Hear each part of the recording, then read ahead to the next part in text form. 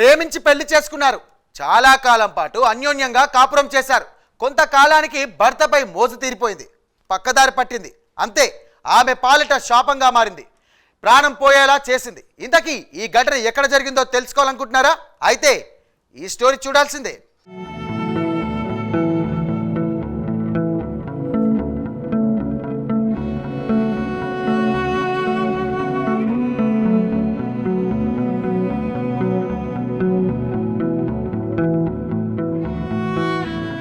ఉత్తరప్రదేశ్కు చెందిన రితేష్ సింగ్ గత 15 ఏళ్ల క్రితం వరంగల్కు బ్రతుకుదేరు కోసం వచ్చాడు. ఇక్కడే బాలాజీనగర్లో నివాసం ఉంటున్నాడు.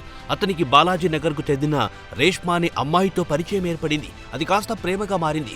ఇద్దరు ఒకరినొకరు ఇష్టపడ్డారు. కొమ్మాల లక్ష్మీ నరసింహస్వామి దేవాలయంలో పెళ్లి చేసుకున్నారు.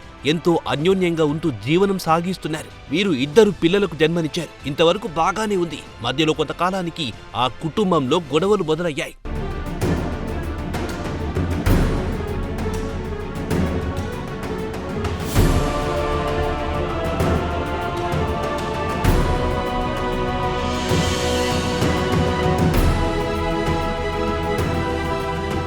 రితేష్ సింగ్ ఫ్రెండు వీరి మధ్య గొడవలు కారణమయ్యాడు. అతని మాయమాటలకు లొంగిపోయిన రేష్మా రితేష్ సింగ్ లేనప్పుడల్లా అతనితో కలిసేది. 4 నెలల క్రితం చంటి పిల్లలను వదిలి అతనితో వెళ్లిపోయింది. ఇటు భార్య చేసిన అఘాయిత్యానికి పరువుపోయి మరోపక్క చిన్న పిల్లల బాగోగులు చూసుకోలేక ఎన్నో ఇబ్బందులు పడ్డాడు. ఎలాగోలా భార్యను బ్రతిమారి ఒప్పించి తీసుకొచ్చాడు. అప్పటికే ఆమె 3 నెలల గర్భం దాల్చడంతో అబార్షన్ చేయించాడు. ఇటీవల 4 రోజుల క్రితం వారు బాలాజీనగర్కు వచ్చారు.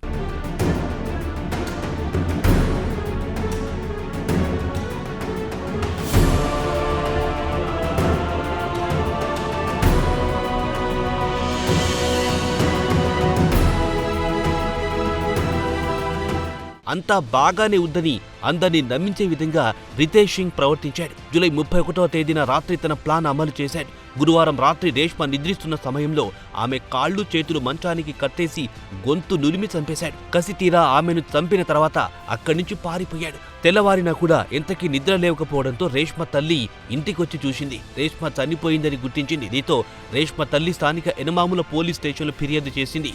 కేసు నమోదు చేసిన పోలీసులు రితేష్ సింగ్ కోసం గాలిస్తున్నారు. అక్రమ సంబంధాల కారణంగా ఇద్దరు పిల్లలకు తల్లి తండ్రి లేకుండా పోయారు. ప్రస్తుతం ఆ ఇద్దరు పిల్లలు అనాథలుగా మారారు. 6 సంవత్సరాలు ఫస్ట్ లాక్డౌన్ లో పెళ్ళైనాక కొన్ని రోజుల తర్వాత ఒక బాబు ఒక పాప పుట్టిస్తారు. పాప పుట్టినాక కొన్ని రోజులు మంచిగా ఉన్నాక ఒక 5 సంవత్సరాల తర్వాత సన్నీ అనేటువంటి పరిచయం అయినాక మా బావ అనేది మా ఫ్రెండే మన దగ్గర కూరగాయలు అటు పో ఇటు పో అని వాళ్ళతో పరిచయం అవుతారు. ఆ పరిచయం ప్రేమగా మారినాక మాకు తెలిసింది సార్.